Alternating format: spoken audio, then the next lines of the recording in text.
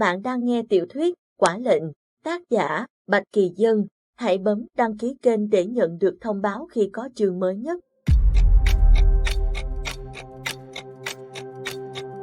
Chương 67, Không tặc. Nhưng ngay lúc đó, từ trên trời bỗng rơi xuống một chiếc kìm khổng lồ, chẳng khác nào chiếc càng cua. Ầm một tiếng, chiếc tàu chở hàng đã bị cái càng cua như từ trên trời rơi xuống kia kẹp ở giữa, nhấc lên khỏi mặt nước như vớt một trái bóng.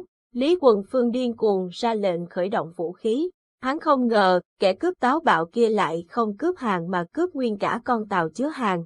Trong đó có hắn, có Tư Kỳ và hơn chục người khác làm nhiệm vụ trên tàu. Tư Kỳ vác súng phóng lựu, nhằm thẳng Stormfleet bắn một quả. Đạn pháo bay lên không trung, lại bị một quả đạn tự hành bắn ra từ Stormfleet chặn lại, nổ tung thành một đám hoa lửa. Lý Quần Phương gào lên, mẹ kiếp, Tư Kỳ bỏ xuống. Cô muốn chúng ta rơi xuống đáy sông à? Tư Kỳ như tỉnh ngộ, liền ném súng sang một bên, đu mình lên càng cua, leo lên trên. Lúc này, hai chiếc máy bay bảo hộ cũng đã đuổi tới, lính trên máy bay chĩa súng về phía Stormfleet, nhả đạn như mưa, đạn bắn vào lồng phòng hộ rơi lả tả xuống dưới.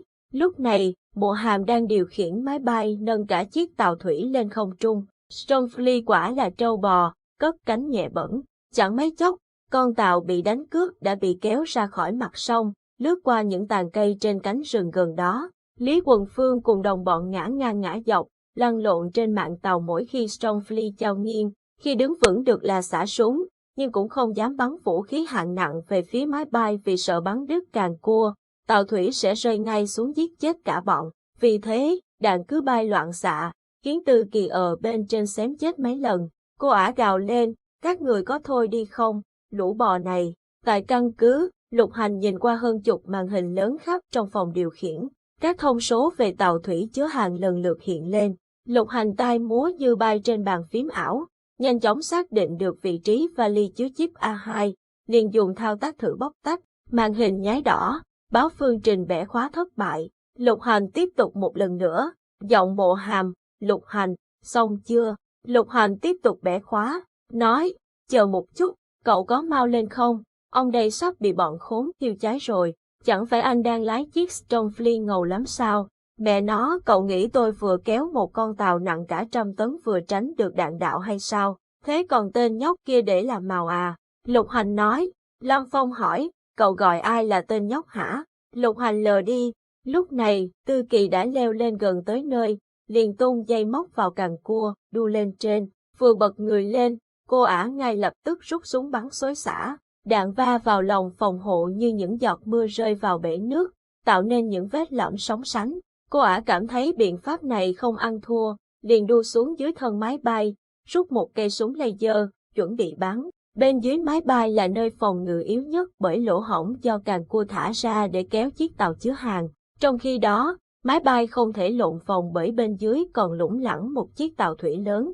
Lâm Phong hét lên với Mộ Hàm, Vincent, mở cửa A4 cho tôi. Không biết vô tình hay hữu ý, Lâm Phong lại gọi tên khai sinh của Mộ Hàm. Mộ Hàm không biết Lâm Phong định làm gì, liền hét, không được, nguy hiểm. Tôi ra lệnh, mở cửa. Mẹ kiếp, Mộ Hàm không còn cách nào khác, đành nhấn nút mở của A4 dưới thân máy bay. Đúng lúc Tư Kỳ nhắm vào thiết bị nhạy cảm định bắn đạn laser thì Lâm Phong thình lình xuất hiện. Một cú quăng người chuẩn xác, chân gã đá văng khẩu súng của Tư Kỳ xuống dưới. Đạn laser xoáy vòng tiện đứt mấy ngọn cây cổ thụ. Lâm Phong giơ súng nhắm vào Tư Kỳ, nhưng lại bị một ngọn cây vừa bắn lên quật trúng, súng của gã cũng biến mất tầm. Tư Kỳ leo lên bám vào càng cua, tung một cú đá mạnh vào bàn tay của Lâm Phong đang bám dính trên vỏ máy bay bằng găng tay từ tính. Lâm Phong ăn một cú như trời giáng vào tay, thiết bị từ tính lập tức bị hỏng, tắt ngóm, chiếc găng tay rời ra, bay xuống dưới. Chỉ còn một tay, Lâm Phong liền lộn người nhằm vào càng cua bay tới, gã nhấn nút ngay trước bụng, áo dơi bung ra, Lâm Phong theo bay về hướng Tư Kỳ, ra tay tàn khốc. Trên đời, gã ghét nhất là đàn bà không đoan trang. Gã không có ý định thương Hoa Tiết Ngọc, dù nhìn thoáng qua, cô ả cũng khá xinh. Lúc này, tại căn cứ, lần thử bẻ khóa thứ 3 của Lục Hành đã thành công. Anh ta hô lên, Mộ Hàm, tôi chuẩn bị tách đây. Được, nhưng chờ chút, Lâm Phong vẫn còn ở bên dưới. Lục Hành hơi run tay, liền nhìn đến màn hình chiếu bên ngoài máy bay, thấy Lâm Phong đang đu mình dưới càng cua, quần nhau với một người. Anh lào bào, đã bảo rồi, đừng có cho hắn đi, chỉ tổ gây rối. Lâm Phong vừa lộn một vòng trên không trung, tông một cú đá mạnh giữa ngực Tư Kỳ khiến ả bay như một cánh chim bị trúng đạn. Gã lộn người quay trở lại, bám dính dưới thân máy bay, đáp lại lời của Lục Hành, trừ lương của cậu 3 tháng. Lục Hành gào, tên khốn. Lâm Phong nói, tôi nghe thấy rồi đấy, trừ 4 tháng. Lục Hành nói, âu xích. Mộ Hàm nói, ông chủ, vào trong đi. Lục Hành, chuẩn bị tắt tàu thủy. Lâm Phong lộn người vào cửa A4, Mộ Hàm nhanh chóng đóng lại. Trong khi đó, Lục Hành thao tác tách hộp chứa chip ra khỏi chiếc tàu thủy. Một chiếc hộp kim loại hình vuông nhỏ như chiếc vali du lịch được tách ra, lơ lửng trong không trung. Mộ Hàm tung lưới năng lượng, cuốn lấy hộp kim loại, đồng thời, càng cua cũng nhả ra, thả chiếc tàu thủy rơi thẳng xuống cánh rừng bên dưới.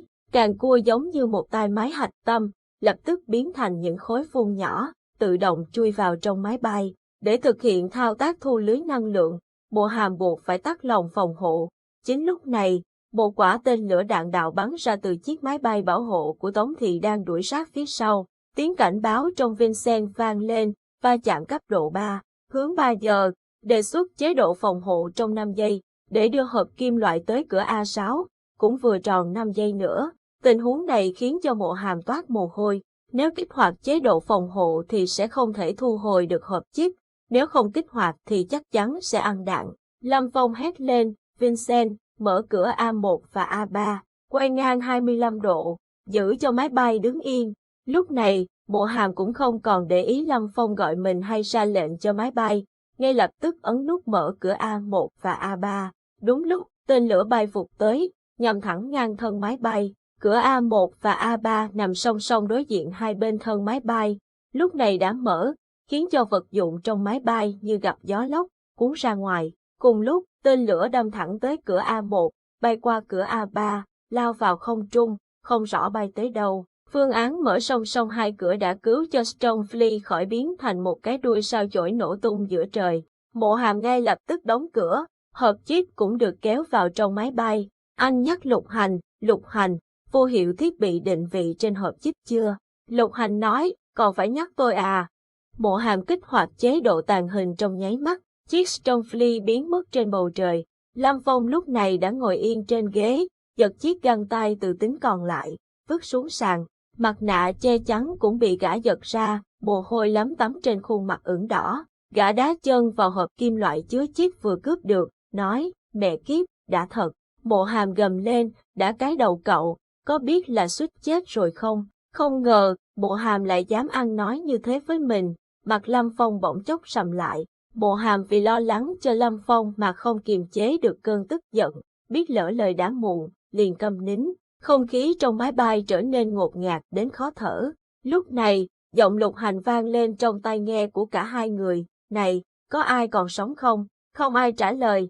Lục Hành lại hỏi, này, không ai bị thương đấy chứ? Lâm Phong nói, câm miệng đi cho ông.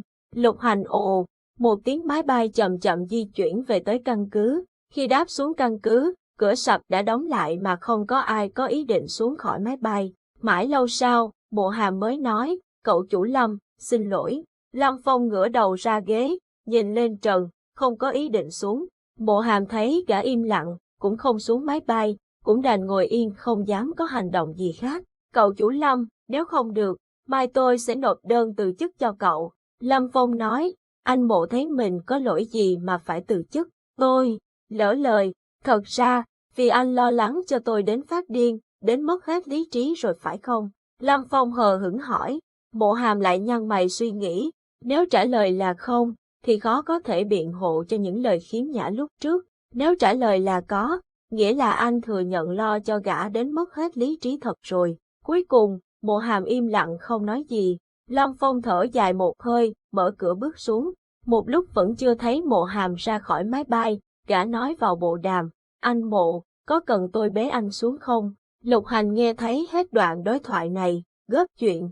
Nếu ai đó muốn bế người, thì bế tôi đây này. Hai thánh sống vừa dọa ông đây sợ đến dính cả hai hòn bi vào ghế rồi. Mộ Hàm xuống máy bay, giật cái tai nghe vứt xuống đất. Tai không nghe, lòng đỡ phiền, Đứng trước mặt Lâm Phong, anh cảm thấy áp lực từ Lâm Phong như đang nghiền nát ý chí của mình. Cuối cùng, anh nói, Phong, đưa tay cho tôi xem. Lâm Phong chìa bàn tay ra, mu bàn tay đỏ lựng, sưng phồng do bị cú đạp trời giáng của Tư Kỳ. Mộ Hàm cầm lấy cổ tay gã, nhìn chằm chằm một lúc, vẻ mặt hết sức kỳ quái. Có đau lắm không? Lúc nãy không thấy đau. Mộ Hàm, đầy nghi hoặc giờ bị anh nhìn lại thấy đau hơn rồi. Vào trong đi, tôi trị thương cho cậu. Được, còn nữa, cậu học cách chiến đấu khi nào vậy? Con nhà đại gia ở cái địa cầu này đều là miếng mồi ngon, có ai là không học cách sinh tồn chứ? Lâm Phong lấy tay lại, dửng dưng nói, Phong, sau này, đừng làm tôi sợ như vậy nữa. Lâm Phong mỉm cười, quay lưng đi. Mộ Hàm cúi mặt đi đằng sau, mắt nhìn xuống chân, thấy mặt mình nóng rang, tỏ ra yêu chiều một cậu ấm con nhà giàu quả thật đối với anh rất khó. Nhưng ai bảo anh từng không bảo vệ chu toàn được cho Lâm Cố Phương chứ, dường như gánh nặng làm cho vai anh trĩu xuống.